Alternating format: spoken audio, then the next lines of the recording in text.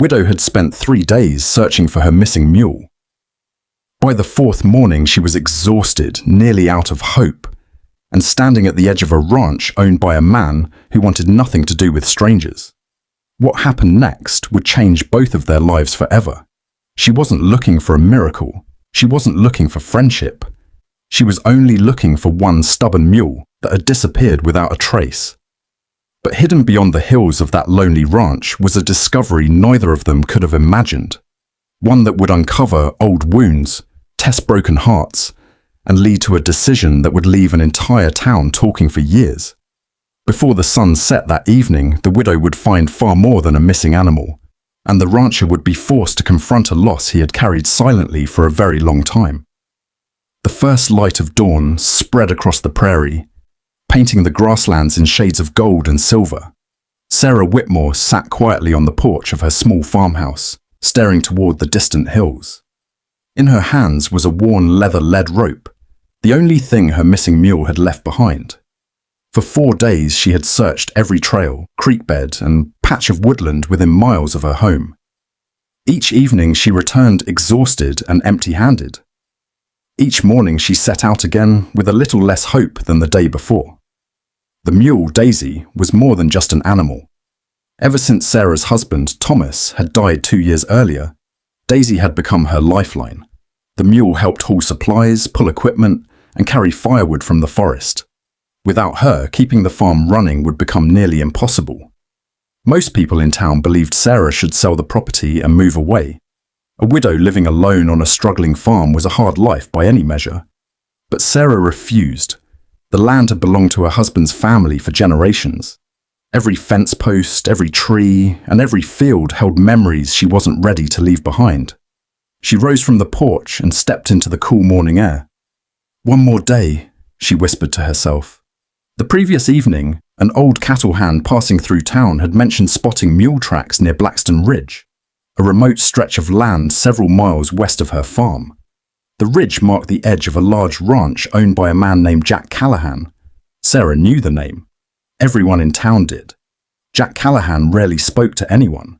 He came into town only when absolutely necessary, bought supplies, and left without exchanging more than a few words.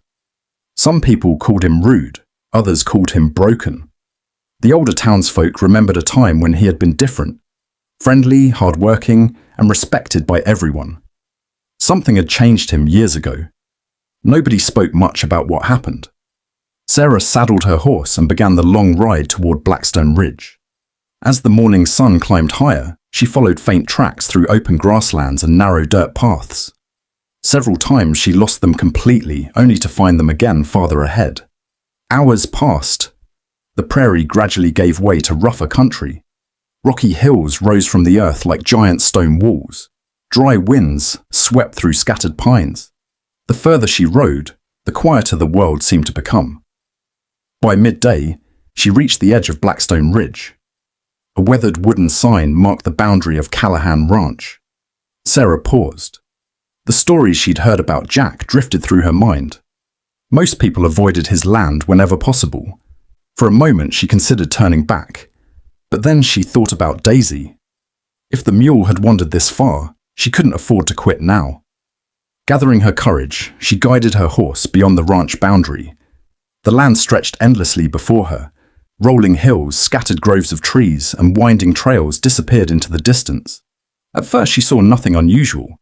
Then, as she rode higher along a narrow ridge trail, movement caught her eye. Far below, near a cluster of cottonwood trees, several animals stood together. Sarah's heart began to pound. One of them looked remarkably familiar. She narrowed her eyes and leaned forward in the saddle. There was no mistaking the grey coat. Daisy. After 4 long days, her missing mule was finally in sight. Relief washed over her so suddenly she nearly laughed. But before she could urge her horse forward, she noticed something strange. Daisy wasn't alone. Standing beside the mule were 3 horses. Even from that distance, Sarah could tell they weren't wild. They wore worn halters and carried the unmistakable appearance of ranch horses. The animals stood quietly together as if they belonged there. Confused, Sarah studied them for several seconds. Then a deep voice suddenly spoke behind her. Those horses don't belong out there. Sarah spun around in surprise. A tall rancher sat mounted on a dark bay horse a few yards away. His weathered face showed little expression, but his sharp eyes were fixed on the distant animals. For a long moment, neither of them spoke. Then the rancher's gaze shifted toward Daisy. "You looking for that mule?" he asked. Sarah nodded slowly. "Yes." The rancher's expression tightened. "Then it looks like we're both searching for something." His eyes returned to the 3 horses standing beside her mule, and for the first time, Sarah noticed something unexpected in his voice. Worry. For several moments, neither Sarah nor the rancher spoke. The wind moved softly through the tall grass around them, while the distant animals remained gathered beneath the cottonwood trees. The rancher kept his eyes fixed on the 3 horses. Sarah could see concern written across his face now, replacing the hard expression she had expected from the stories she'd heard. "You know those horses?" she finally asked. The man nodded. "They belong to me." His answer surprised her. The horses looked healthy enough from a distance, but something about their behavior seemed unusual. Most ranch horses would have returned home long ago. "How long have they been out there?" Sarah asked. Jack's jaw tightened. "Almost 3 weeks." Sarah stared at him. 3 weeks? He nodded again.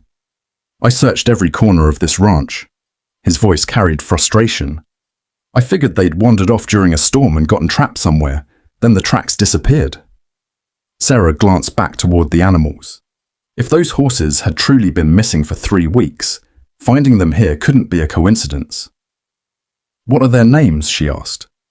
"The chestnut is Ranger, the black one is Duke, the grey is Willow." He paused. "They've never run away before." Something about the way he said it suggested there was more to the story. Before Sarah could ask another question, the animals suddenly began moving. Not away. Toward the hills beyond the cottonwoods. Daisy followed alongside them. "Wait," Sarah said, leaning forward in her saddle. The mule had finally been found. She expected Daisy to run toward her. Instead, the animal calmly followed the horses as if she belonged with them. Jack noticed it too. "That's strange." The group disappeared behind a rise before either of them could get closer. Without a word, Jack nudged his horse forward. Sarah followed. They rode down the ridge and crossed a narrow valley where wildflowers grew among scattered rocks. The trail became rougher as they approached the cottonwood grove. When they finally reached the spot where the animals had been standing, Sarah slid from her saddle and examined the ground. Fresh tracks covered the area. Not only from Daisy and the horses, there were signs they had been gathering here repeatedly. The grass had been flattened in several places. A shallow pool, fed by a nearby spring, showed dozens of hoof prints around its muddy edge. Jack crouched beside one set of tracks. "They've been coming back here." Sarah looked at him. "How can you tell?" He pointed toward the ground. "Same paths, same direction." He stood and gazed toward the hills. Over and over again. Sarah followed his gaze. Beyond the grove stood a series of rocky ridges broken by narrow canyons and hidden valleys. The perfect place for animals, or secrets, to disappear. For the next hour, they followed the tracks together. At first, conversation came slowly. Jack wasn't a man who spoke much. Sarah wasn't sure she wanted to press him. Still, as they rode side by side, she noticed things that didn't match the stories she'd heard. Yes, he seemed distant. Yes, he kept his thoughts to himself. But there was no cruelty in him, only sadness. The kind that settles into a person's eyes after years of carrying something heavy alone.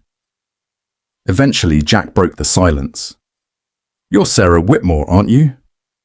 She looked over, surprised. "You know who I am?" "Small town." A faint smile appeared for the first time. "People talk." Sarah laughed softly. "I suppose they do." "I heard about your husband." The smile disappeared. "I'm sorry." For a moment she didn't answer. Even after 2 years, hearing Thomas mentioned still hurt. "Thank you." Jack nodded. No more needed to be said. The silence that followed felt different now, less uncomfortable. As afternoon shadows stretched across the hills, the trail led them deeper into unfamiliar territory. The tracks grew fresher, closer. Whatever place the animals were traveling to, they couldn't be far away. Then Sarah noticed something ahead. A narrow canyon entrance hidden between two large rock formations. The tracks led directly into it. Jack slowed his horse. A strange expression crossed his face, one Sarah couldn't quite understand. Shock, almost fear. "What is it?" Sarah asked quietly. Jack didn't answer right away. He stared at the canyon as though he had seen a ghost. When he finally spoke, his voice was barely above a whisper. "No." Sarah frowned. "What?" Jack swallowed hard. "I haven't been in there for 15 years. Before Sarah could ask what he meant, he urged his horse forward and entered the canyon. And for reasons she couldn't explain, a feeling settled deep in her chest. Whatever waited inside that canyon was far more important than a missing mule or 3 lost horses. The canyon walls rose high on either side, blocking much of the afternoon sunlight. Sarah followed closely behind Jack as they rode deeper into the narrow passage. The temperature seemed cooler here. The wind that had followed them across the open prairie disappeared, replaced by an almost eerie stillness. Neither of them spoke. The only sounds were the steady hoofbeats of their horses and the occasional cry of a hawk somewhere above. The deeper they traveled, the stranger Jack's behavior became. His shoulders had grown tense. More than once, Sarah caught him staring at familiar landmarks hidden among the rocks, as though old memories were waking with every step forward. Finally, the canyon widened. Sarah's eyes opened in surprise. A hidden valley lay before them. It was small, sheltered, and nearly invisible from the outside world. Tall cottonwoods lined a clear stream that wound through the center. Green grass covered the valley floor despite the dry country surrounding it. And standing beside the stream were Daisy and the 3 missing horses. The animals looked up briefly before returning to their grazing, as if they had been expecting someone. Sarah quickly dismounted and hurried toward her mule. "Daisy!" The mule lifted her head and walked calmly to her. Relief flooded through Sarah. She wrapped her arms around the animal's neck and laughed for the first time in days. "You stubborn creature." Daisy nudged her shoulder affectionately. For a moment, everything felt right again. Then she noticed Jack. The rancher had not moved. He stood frozen near the edge of the valley, staring towards something beneath the trees. Sarah followed his gaze. At first she saw only shadows. Then she noticed it. A weathered wooden structure, small, half hidden among the cottonwoods. It looked like an old camp. Curiosity drew her forward. As she approached, more details emerged. There was a stone fire ring, a rough wooden bench, a rusted lantern hanging from a tree branch. Years of weather had worn everything down, yet someone had once cared deeply about this place. Jack slowly walked toward it. His face had gone pale. Sarah stopped several feet away, sensing she had stepped into a memory that wasn't hers. For a long time, Jack simply stood there. Then he knelt beside the fire ring.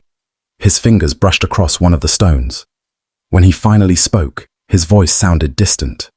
"My son built this." Sarah's breath caught.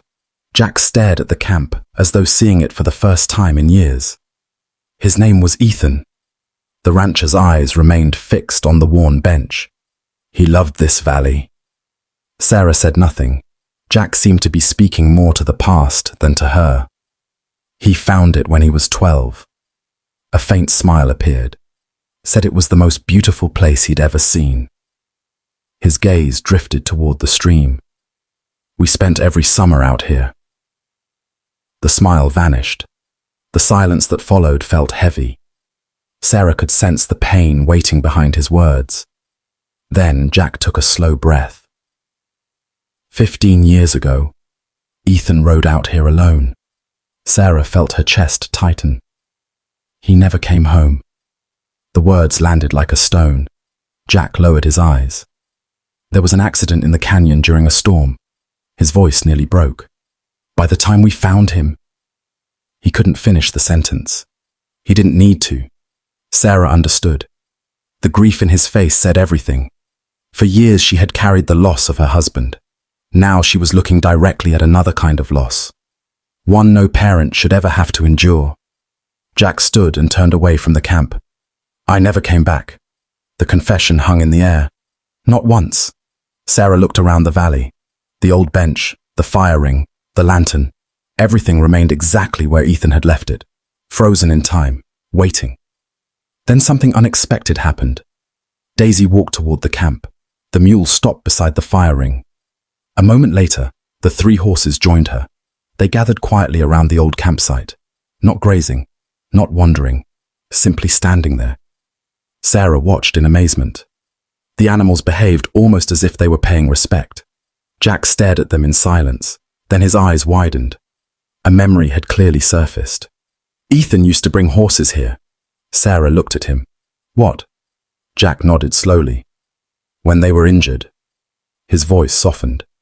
He'd care for them out here. He pointed toward the stream. He built a small shelter farther back for sick animals. Together they followed his gaze. Partially hidden among the trees stood another structure, a small wooden shelter.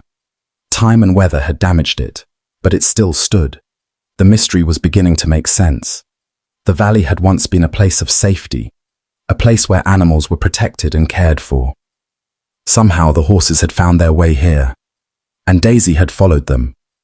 But one question remained. Why now? Why after all these years? As Sarah looked around the old campsite, something near the bench caught her attention. Half buried beneath leaves and dirt. A small metal object. She bent down and carefully picked it up. It was an old pocket watch.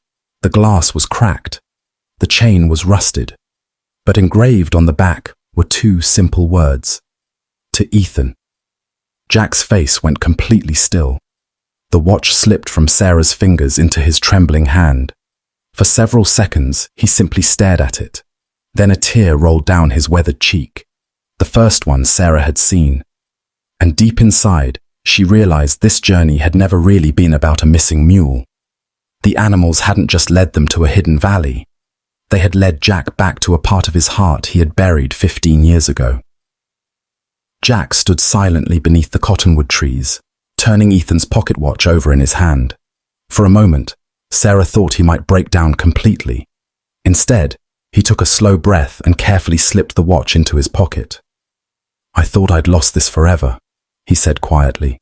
Neither of them spoke for a while. The horses remained gathered near the old campsite, unusually calm. Even Daisy seemed reluctant to leave. As Sarah looked around, something caught her attention. Jack? He turned. She pointed toward the small shelter hidden behind the trees. The door hung slightly open. Jack frowned. It shouldn't be. Together they walked toward it. The structure was old, but something immediately seemed wrong. Or perhaps right. The wood around the doorway looked newer than the rest. Several boards had been replaced recently. Jack ran his hand across them. These weren't here before. Inside they found even more surprises. A folded blanket rested in one corner. A bucket sat beside the wall. Fresh hay covered part of the floor. Someone had been there recently. Very recently. Sarah knelt beside the hay. It's still dry. Jack's eyes narrowed. Somebody's been taking care of this place. The discovery left them both confused. Very few people even knew this valley existed. And after 15 years, who would bother maintaining a forgotten shelter hidden deep inside a canyon? Then Sarah noticed footprints near the back wall. Not animal tracks. Human footprints. Jack followed them outside. The trail circled behind the shelter and disappeared beneath a cluster of trees. There, partially hidden beneath a loose stone, was a small metal box. Sarah carefully lifted it out. Rust covered the edges, but the latch still worked. Jack opened it slowly. Inside were several faded drawings, a few old photographs, and a folded piece of paper. His hands began to tremble. He recognized the handwriting immediately. Ethan. The name barely escaped his lips. For a long moment, neither of them moved. The paper had clearly been written years ago, yet somehow it had survived. Jack unfolded it carefully. As his eyes scanned the first few lines, all color drained from his face. "What is it?" Sarah asked. Jack looked up. His voice was barely a whisper. "This isn't the last thing Ethan wrote." Sarah felt a chill run through her. "What do you mean?" Jack stared at the letter. Then he spoke words that changed everything. "The date on this paper is 3 days after the accident." Sarah stared at Jack in disbelief. 3 days after the accident? Jack looked at the faded date again, as if hoping he had read it wrong, but he hadn't. With trembling hands, he began reading the letter. The words were simple. Ethan wrote about the valley, the horses he cared for, and how much he loved spending time there. He wrote about dreams of expanding the shelter one day, so injured animals would always have a safe place to recover. Then Jack reached the final paragraph. His voice cracked as he read it aloud. "If you're reading this someday, don't stay sad forever. The animals always find their way home. People should too." Silence settled over the valley. Sarah felt tears forming in her eyes. The words seemed meant not only for Jack, but for anyone carrying loss. Jack lowered the letter. For 15 years he had blamed himself.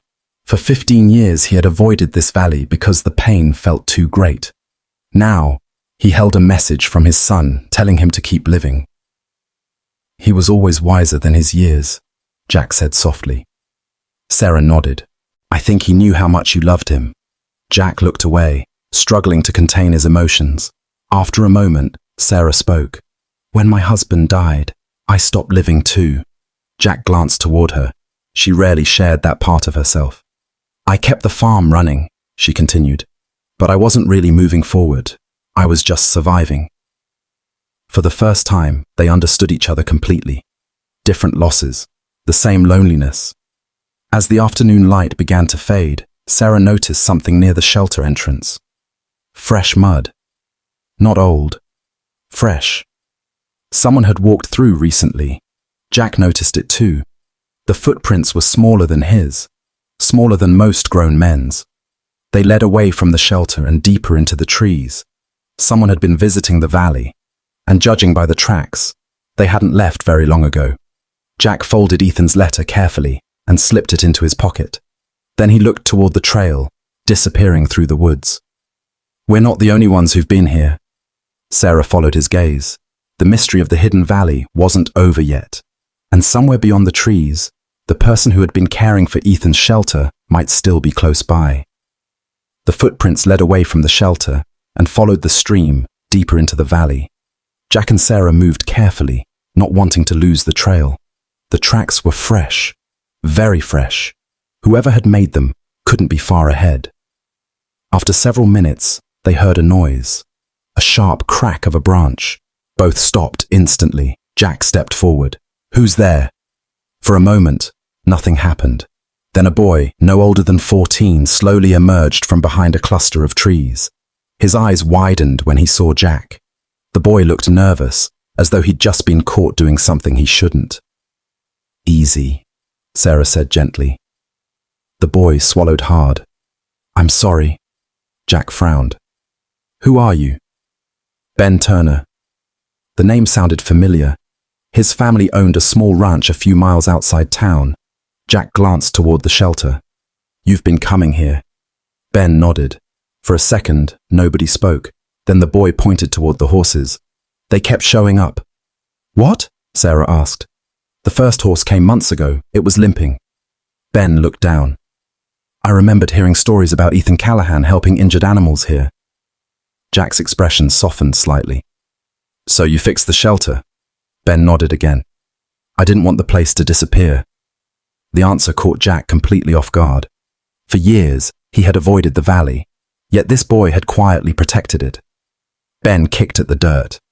"I hope you're not angry." Jack looked toward the old shelter, the repaired boards, the fresh hay, the blanket.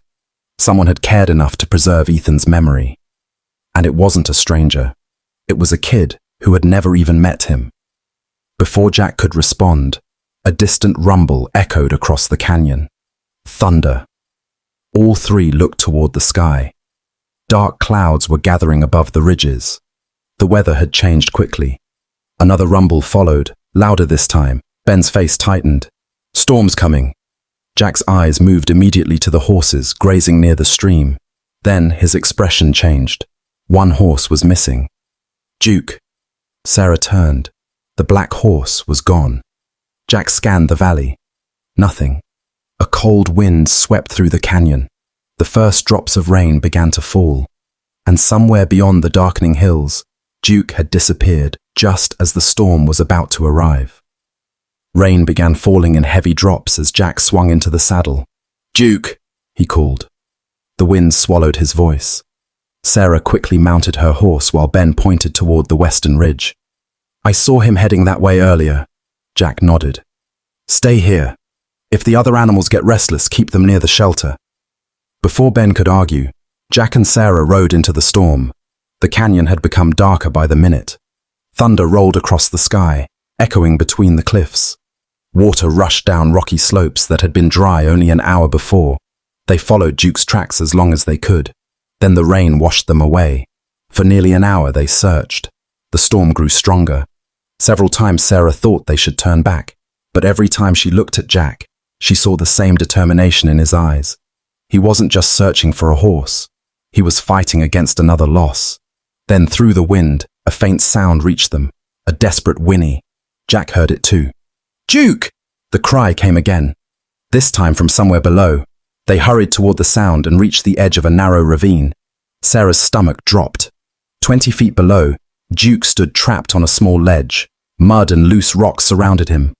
One wrong step would send the horse sliding into the rushing water beneath. Jack's face went pale. The ledge was already beginning to crumble. "We don't have much time." Sarah looked around desperately. There was no easy way down. Lightning flashed overhead. Thunder followed almost instantly. Duke panicked and shifted his weight. Part of the ledge broke away beneath him. The horse stumbled. For one terrifying second, it looked as though he would fall. But somehow he regained his footing. Jack immediately dismounted. "What are you doing?" Sarah shouted over the storm. "I'm going down there." "The ledge won't hold." Jack grabbed a rope from his saddle. "If we wait, he'll die." Before Sarah could stop him, he began climbing down the slippery ravine wall. Rain poured around them. Rocks shifted beneath his boots. Halfway down, the ground suddenly gave way. Sarah watched in horror as Jack lost his footing and disappeared from sight. And from somewhere below came the sound of a man crying out in pain. "Jack!" Sarah threw herself from her horse and rushed to the edge of the ravine. For a terrifying moment, she couldn't see him. Rain pounded the rocks below. Then she spotted him. Jack had managed to catch hold of a narrow outcropping several feet beneath the ledge. The rope dangled from one hand, while loose stones tumbled into the rushing water below. "I'm all right," he shouted. But Sarah could hear the strain in his voice. He wasn't all right. One wrong move and he would fall. At the same time, Duke let out another frightened whinny. The horse was still trapped. Jack took a deep breath and carefully pulled himself onto the ledge beside Duke. The horse trembled, but didn't bolt. "Easy, boy," Jack said softly. Despite the storm, his voice remained calm. Slowly, he secured the rope around Duke's chest. Then he looked up at Sarah. "When I give the signal, pull." Sarah wrapped the rope around a sturdy tree and held on with all her strength. A few moments later, Jack raised his arm. "Now!" Sarah pulled. The rope tightened. Duke struggled, hooves slipping against the mud. For several terrifying seconds, neither horse nor rope seemed to move. Then the ground beneath Duke began to give way. The horse lunged upward. Sarah pulled harder. The rope stretched tight. Finally, Duke scrambled onto solid ground. Safe. Relief washed over Sarah. But it lasted only a second. The ledge beneath Jack suddenly collapsed. Sarah watched in horror as he slipped backward. Without thinking, she threw herself toward the rope. Jack grabbed it at the last possible moment. The force nearly pulled Sarah off her feet. Together they fought against the weight. Inch by inch, Jack climbed upward until he finally reached the top. For several seconds, neither of them moved. Rain continued to pour around them. Then Jack sat heavily against a rock, breathing hard. Sarah laughed nervously. "You almost gave me a heart attack." A tired smile appeared on his face. "You weren't supposed to jump after me." "Someone had to." For the first time in years, Jack laughed. A real laugh, not forced, not polite, genuine. As the storm began to weaken, he looked towards Sarah. His expression grew serious. "There was a time I wouldn't have cared if I made it back." Sarah looked at him quietly. Jack stared out across the rain-soaked valley. "I never told anyone that."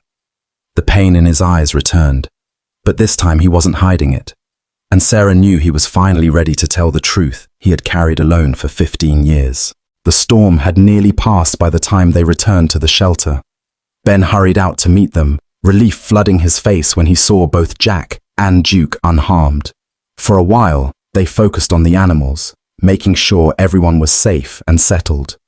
Only after darkness began to fall did the valley grow quiet again. A small fire crackled inside the shelter. Sarah, Jack, and Ben sat nearby, listening to the distant sound of water dripping from the trees. Jack stared into the flames. For a long time, nobody spoke. Then he finally broke the silence. "After Ethan died, I blamed myself." His voice was low but steady. "I was supposed to ride out here with him that day." Sarah listened carefully. "It was my idea to stay behind and finish work around the ranch." Jack shook his head. "For years I kept thinking that if I'd gone with him, things would have been different." The firelight reflected in his eyes. "Eventually I stopped talking to people, stopped visiting town, stopped doing anything except working." He looked around the shelter. "I thought avoiding the pain would make it easier." Sarah understood that feeling all too well.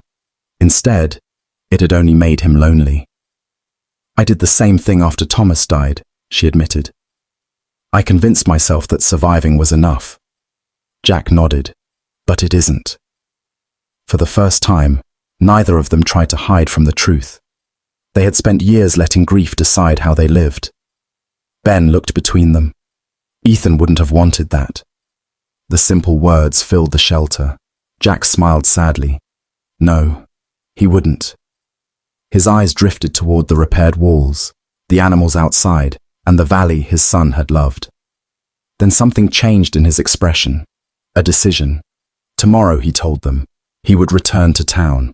Not for supplies, not for business, for himself. And more importantly, he would restore the valley properly. The shelter would become a place where injured and lost animals could be cared for again, just as Ethan had always dreamed. Sarah felt a warmth she hadn't felt in years. Hope. Outside, Daisy stood quietly beside the horses beneath the moonlight. A missing mule had led them here, but now something much greater was waiting ahead. For the first time in a very long time, both Sarah and Jack were looking forward to tomorrow. The next morning dawned bright and clear.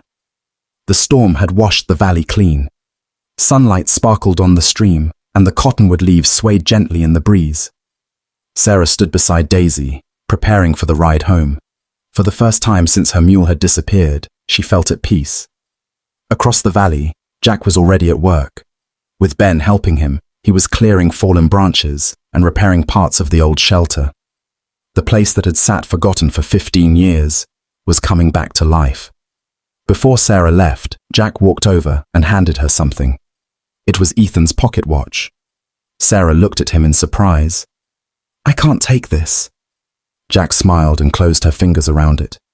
"I know." Then he pointed to the inscription, to Ethan. "Yesterday, that watch led me back to my son." His eyes moved toward the shelter. "I don't need it to remember him anymore." Sarah carefully handed it back. "This belongs here." For a moment, neither of them spoke. Then Jack nodded and slipped the watch into his pocket. Some things were meant to stay where they belonged. A week later, the town could hardly believe the change. Jack Callahan walked down Main Street for the first time in years, greeting people instead of avoiding them. News spread quickly about the hidden valley and Ethan's shelter. Ranchers began bringing injured animals there. Volunteers offered supplies. Ben spent nearly every weekend helping with repairs. And little by little, the place became exactly what Ethan had once imagined. As for Sarah, she returned to her farm with Daisy. The work was still hard. The days were still long. But something inside her had changed. She no longer felt alone.